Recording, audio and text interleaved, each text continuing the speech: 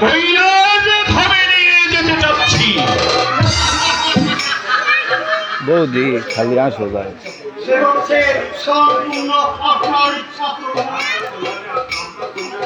আপনার কন্যাকে আপনি নিয়ে যাবেন, এ বাড়িতে থাকবে,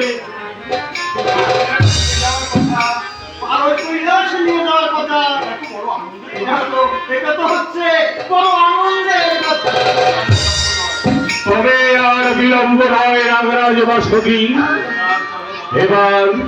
এবার আমি আমার কন্যাকে নিয়ে যেতে চাচ্ছি। চলো মা চলো, শীঘ্র করে আমার সঙ্গে কৈলাসে চলো।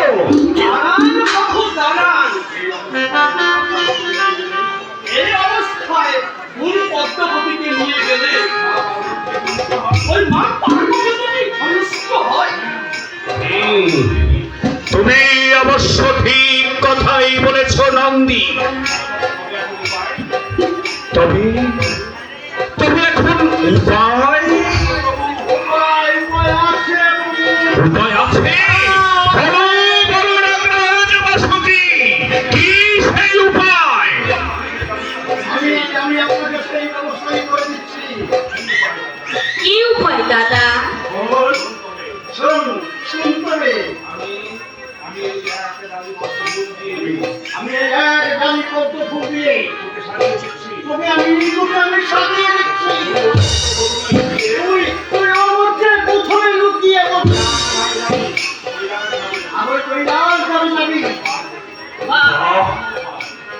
উত্তম, অতি উত্তম উপায়। এরই মধ্যে আমি দেবী পার্বতীকে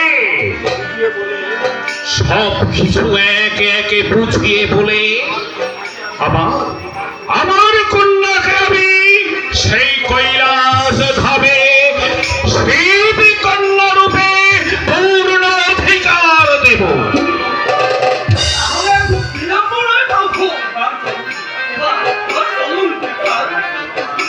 হ্যাঁ, এবার তবে চল মা। দাঁড়ান পিতা, আমি আমার দাদাকে একটা বিদায়ের প্রণাম জানিয়ে আসি। বেশ, তবে যা মা যা।